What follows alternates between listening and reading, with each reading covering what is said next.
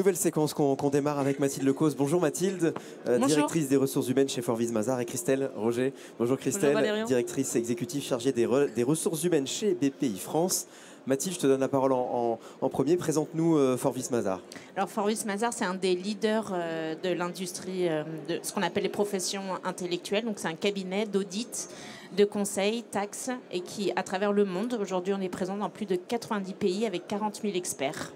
Voilà. Et vous accompagnez qui?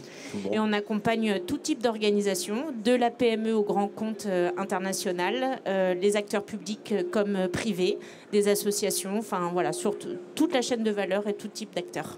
Et toi, depuis combien de temps chez Forvis Mazars? Et moi, je suis arrivée chez Mazars à l'époque, oui. Forvis Mazars aujourd'hui, il y a 22 ans. Okay. Je viens des métiers et ça fait plus de 5 ans maintenant que j'en suis la DRH. Christelle, très rapidement sur BPI France, combien de collaborateurs? À peu près 4500 collaborateurs. Voilà, répartis effectivement. En France, enfin, sur toute la France, on a 50 implantations en France. Voilà, donc ça fait pas mal de choses. Oui, ça fait pas mal de choses. Il y a du monde. Pour poser un cadre à cette séquence, quels sont les... Et je pose une question très ouverte, très large. Quels sont les grands défis à anticiper selon vous aujourd'hui? Alors, je vais commencer. Moi, je dirais qu'un de nos grands défis, ça va être l'arrivée de l'IA. Et comment, au niveau de l'IA, on va gérer à la rupture que ça va créer. L'IA, ça avance sans arrêt, donc on va être obligé de prendre le train en marche. On ne peut pas attendre que ça se stabilise. Ça va avoir différents impacts sur les collaborateurs. Le premier, c'est comment on va accompagner les collaborateurs pour pouvoir se former à l'IA. Ça va être la transformation des compétences, hein, donc comment on les accompagne aussi sur l'identification de la transformation des compétences et la formation. À plus long terme, ça va être comment en fait on va former nos experts, puisqu'on n'aura plus le niveau débutant en tant que tel. Contrôler l'IA va être plus compliqué que ce que ça ne le sera aujourd'hui. Aujourd'hui, on a des experts qui sont formés, qui ont été formés de manière empirique et qui savent contrôler les fabulations de l'IA. Dans le futur, comme l'IA prendra les premières tâches, ça va être plus compliqué de former nos experts. Et puis, je dirais qu'on va tous avoir des extensions IA. Donc, c'est comment on devient manager d'IA. Donc, ça va être une petite révolution. Ça c'est un grand défi, effectivement. Alors, je reviendrai effectivement pas dessus, qui est un des gros enjeux. Après, il y a aussi des enjeux aujourd'hui sociaux et même voire philosophiques sur ce que représente la valeur travail. Et je pense que ça, c'est une vraie crise aujourd'hui, notamment en France. Qu'est-ce que c'est la création de valeur? On a les sujets de CSRD, on a les sujets, ça a été adressé juste avant, de souveraineté, de performance économique. Mais aujourd'hui, on se rend compte qu'on n'est pas tous alignés sur une définition commune. Quelle est la création de valeur? Et je pense que derrière l'IA, il y a aussi cette question-là de que va-t-on faire de la productivité et à qui va-t-elle servir? Les actionnaires, les salariés ou bien notre environnement, par exemple, comment on va créer de la valeur plus sociale. Et derrière, les deux enjeux que moi je constate aujourd'hui, qu'on observe avec Christelle, c'est une vraie crise sociale sur la place même du travail. Aujourd'hui, on a beaucoup parlé des difficultés de recrutement. On veut pas parler des jobs qui vont disparaître et recréer, mais aujourd'hui, il y a un sujet sur comment on engage les gens autour du travail, la valeur travail et la place qu'on y donne. Avec aujourd'hui, on le sait, un travail qui rémunère moins, qui questionne beaucoup, et puis aussi un mal-être profond, on l'observe, hein, et tous les indicateurs le montrent. Donc en tant que dirigeant, en tous les cas, ce sont aujourd'hui des enjeux RH, je pense, sont critiques, parce que sans performance sociale, on ne peut pas faire non plus de performance économique. La thématique est lancée. Je veux bien commencer par l'IA, dans le concret, pour toutes les deux. Comment finalement, comment les entrepreneurs qui sont avec nous, quels conseils vous pouvez donner, et comment vous aussi, chez BPI France et puis avec Forvis Mazars, comment on développe les compétences et par quoi on commence en fait finalement avec l'IA? Alors, savoir par quoi commencer avec l'IA, c'est un peu compliqué, comme ça bouge tout le temps, en fait. Le truc, c'est, on se dit, on va attendre un peu que ça se stabilise, et en fait, ça se stabilisera pas, et on va être toujours en arrière. Donc, il faut prendre son courage de demain, oser monter dans le train en marche, et puis se lancer sur les sujets.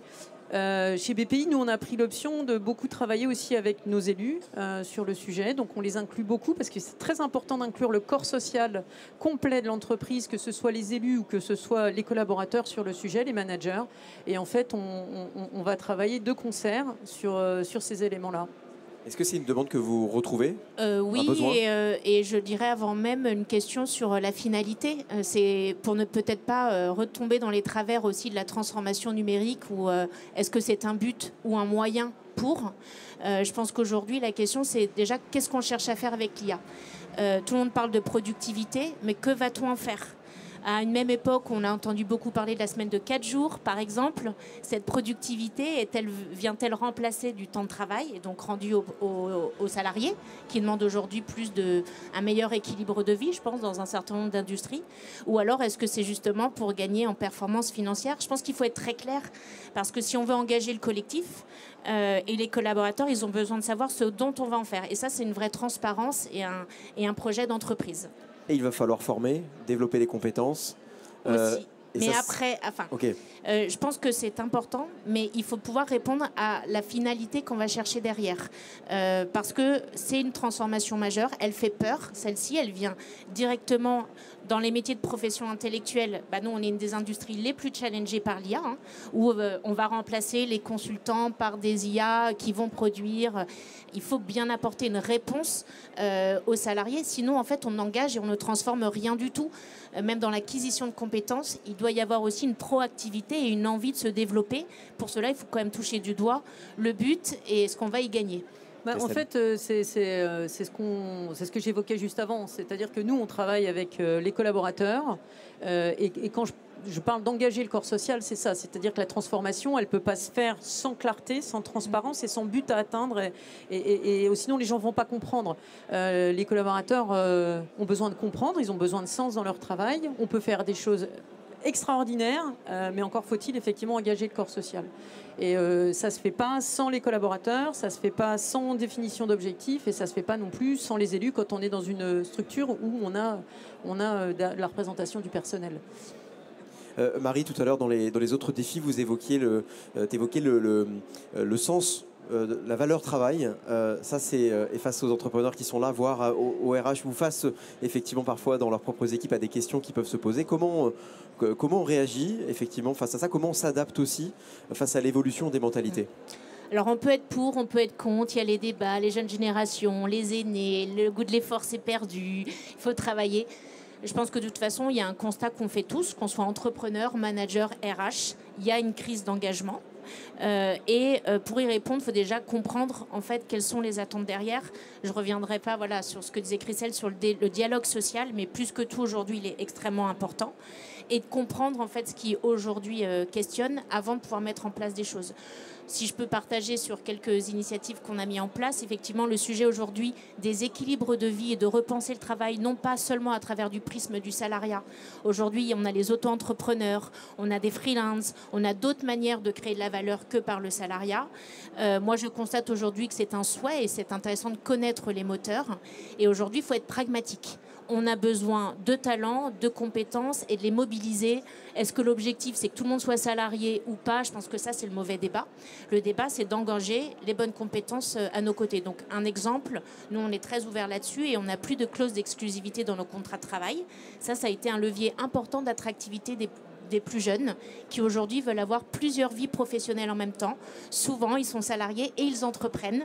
Moi, j'ai beaucoup de salariés qui ont créé des boîtes à côté, qui montent des startups, qui sont entrepreneurs, solopreneurs et aussi salariés en même temps. On veut souvent opposer. Je ne dis pas que c'est la voie pour tous, mais c'est par exemple une réponse pour engager aussi bien souvent des talents qui ont envie de créer et qui ont envie de découvrir plein de choses et juste pas être mis dans une case.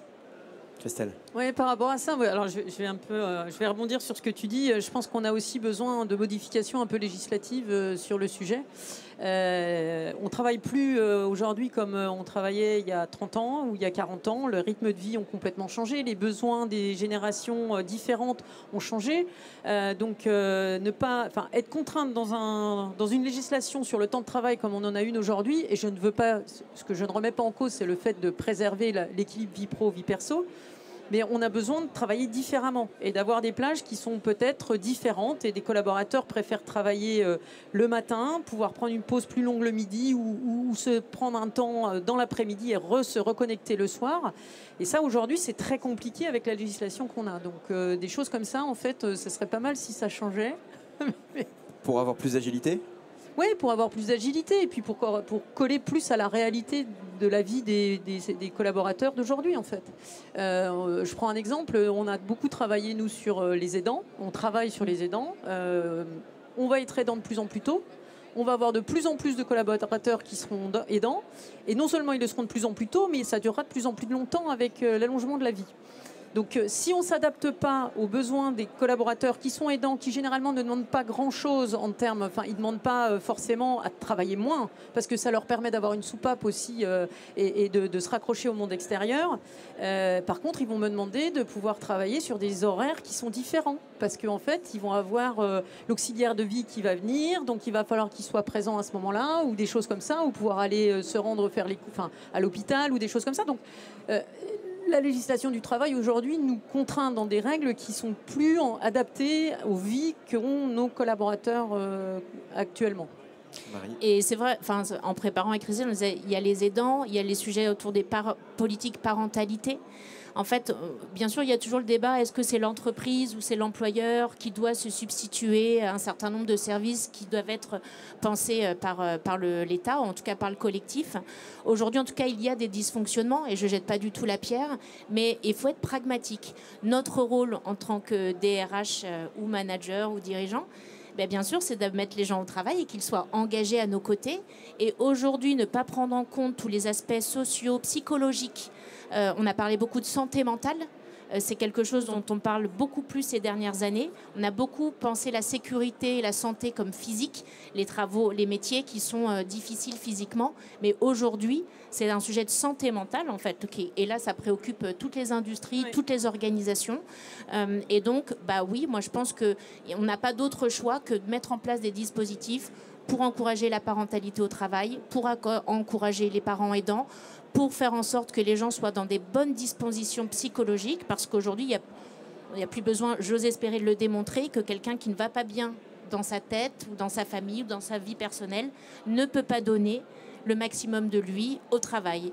Et là, je n'oppose pas le sens social au sens économique. Je pense juste qu'on peut rallier les deux pour servir les besoins de nos organisations. Et là-dessus, nous, on a lancé un plan santé. Ouais, c'est ce que j'allais dire. Ouais, voilà. Parfait. Le plan santé. Le plan santé chez BPI France, en fait, donc il y a toute la partie, il se décompose en deux actions, deux points principaux. C'est effectivement la santé mentale, où on va intervenir beaucoup avec des lignes d'écoute psychologique, avec un maillage sur le terrain qui va être fort pour pouvoir repérer au plus tôt les situations compliquées, savoir orienter les gens. Il ne faut aussi pas laisser les managers seuls face à ça, parce que parfois ils repèrent des collaborateurs qui vont pas bien, ils savent pas comment les orienter. On travaille avec des entreprises d'assistanat social qui font aussi de l'aide aux tiers aidants, qui font aussi de l'aide à pouvoir trouver un logement en urgence. Vous avez un problème intrafamilial, vous pouvez avoir quelqu'un qui intervient pour vous trouver un logement dans les 24 heures. Et puis on est en train de développer toute une partie aussi sur la santé physique, mais sur la prévention. Parce qu'on se dit que la Sécu va se retirer de plus en plus, les mutuelles vont coûter de plus en plus cher, la prévention coûtant nettement moins cher que le curatif, en fait. Donc on est en train de passer sur cette partie-là avec la volonté de réinternaliser la médecine du travail, avec des interventions, par exemple, de dermatologues qui vont venir en entreprise pour pouvoir détecter si on a des problèmes sur les grains de beauté, toutes les campagnes de vaccination, et on a encore plein d'autres choses en tête qui vont arriver par la suite. Je ne peux pas trop vous en dire parce qu'on va travailler là-dessus avec nos élus prochainement, mais on communiquera bientôt sur des très très belles choses en la matière. Marie, le plan santé ? Oui, alors nous, on travaille aussi beaucoup sur la santé mentale. Nous, dans notre industrie, beaucoup sur le stress numérique. Et ça, là, on parle beaucoup d'IA, mais en fait, je trouve qu'il y a déjà des ravages faits par l'utilisation trop importante, trop intensive, en fait, des usages numériques au travail. Hein. On est le champion en France de la réunionnite aiguë. On reçoit des centaines d'emails. Enfin, les gens deviennent fous, en fait. Et je pense qu'il faut qu'il y ait un moment. Et là, on remet de l'IA en se disant, super, maintenant l'IA, les gens sont perdus. Donc nous, on travaille avec des startups qui monitorent, qui permettent via de la data de détecter aussi souvent les mauvais usages qu'on en fait, qui sont bien souvent inconscients parce qu'on est broyé dans une machine, une culture qui fait qu'on suit. Et je pense que l'aspect au-delà de la santé, il y a un véritable enjeu, notamment en France, d'investir sur le management. Et le management, c'est une science humaine qui permet de mettre en condition et de comprendre, en fait. Et on doit parler de psychologie en entreprise, on doit parler de relations sociales et humaines. Et ça, on l'a mis beaucoup de côté. Alors, on peut encore refaire le message de les nouvelles générations, ceci, cela. Ce qui est sûr, c'est que les hommes et les femmes, on n'est pas des robots, on n'est pas des machines avec des rendements. Voilà. Et aujourd'hui, prendre soin de ces ressources humaines, eh ben, il n'y a que le management, à mon sens, qui peut y parvenir. Et là, il faut investir, parce qu'on en parle depuis des années, mais il y a encore trop peu d'organisations qui investissent majoritairement dans ce domaine-là. Et en fait, c'est comment je préviens les comportements destructeurs, nocifs, la prévention des risques psychosociaux. Et moi, ça me paraît évident, vous allez me dire, en tant que RH, je prône pour ma paroisse, mais surtout, je mesure les bienfaits. Lorsque c'est bien fait, la performance sociale et donc économique qui en découle lorsqu'il y a une culture managériale propice. J'allais parler de la mesure, effectivement. Est-ce que ce soit au moment du recrutement ou ensuite dans la fidélisation des talents pour vos deux structures, est-ce que vous le ressentez aussi? Est-ce qu'aujourd'hui, c'est devenu c'est différenciant aussi, tous ces critères, est-ce qu'il peut être mis en place dans l'entreprise aussi, autant que le salaire, finalement, et le montant d'un revenu? Ah oui, c'est différenciant, oui. Et puis, il y a aussi beaucoup la notion de sens au travail. Donc, BPI, on est très bien positionné par rapport à ça. En fait, le sens au travail fait qu'on attire déjà beaucoup de talents qui veulent nous rejoindre. Et puis, ce qu'on peut ajouter en plus sur les sujets sont très, très appréciés par les collaborateurs. Et je pense que de toute façon, ce sera ce qui fera la différence à la fin, oui, bien sûr. Et donc, c'est important de mesurer. Je pense que la fonction RH s'est beaucoup outillée ces dernières années et beaucoup plus acculturée à la data. Et ce qui pouvait être vu comme une vue de notre esprit, aujourd'hui, se calcule, se matérialise. Il y a les barèmes, les INPS. On a des NPS pour les clients, on a des NPS. On peut concilier et relier aujourd'hui le taux d'engagement à la productivité des équipes, avec aussi les taux d'absentéisme. Tout ça est lié. On arrive à le démontrer. C'est de l'argent et c'est de la richesse créée. Ou à contrario, je dirais, ne pas le prendre en main, c'est une fuite en avant en termes de dépenses, aussi bien en termes d'attractivité que d'engagement. Mais moi, je dirais que si la RH ne prend pas ce tournant-là, en fait, la RH va disparaître. Effectivement, on comprend ce que vous dites, il a évolué le métier aussi de la RH. Mais complètement. Aujourd'hui, on doit avoir une DRH qui soit stratégique. Si la RH ne reste que transactionnelle, elle disparaîtra. Parce que l'IA prendra le dessus, parce qu'on dira au manager de faire un certain nombre de tâches qui étaient faites par la RH avant. Alors, généralement, ce que je dis, c'est que les managers, généralement, ils se disent « Ouais, mais la RH, c'est facile ». Donc, là où ça se complique, et quand les sujets reviennent chez nous, généralement, c'est que c'est un petit peu pourri quand même, et qu'on se dit « Ah ouais, alors on vient en tant que pompier, mais si on est intégré dès le départ, on préfère parce que c'est plus facile à gérer. » Et c'est vraiment ce tournant-là qu'on doit prendre, être conseil au business, et pas être vu comme une fonction uniquement support qui coûte de l'argent et qui ne rapporte rien. Il faut se former là aussi. Faut se former. C'est aussi des profils dans nos équipes très différents. Aujourd'hui, on doit avoir des compétences de communication, de marketing, de psychologie, de data, de tech. Enfin, je trouve que c'est une fonction extrêmement riche en termes de compétences et de transformation. Après, effectivement, je rejoins Christelle. Bien sûr, je pense que ce rôle est essentiel. Je trouve que ça questionne aussi vraiment les rôles de leadership et de dirigeants. Pendant très longtemps, on a associé le CEO au CFO. Et je pense qu'aujourd'hui, on est dans une époque où en fait la dimension RH, elle est essentielle, elle est stratégique même pour le dirigeant qui doit être lui-même DRH en fait dans la manière de conduire son projet humain. En tout cas, je constate que c'est ce qui fait la différence pour les organisations et pour les dirigeants qui portent cette thématique-là.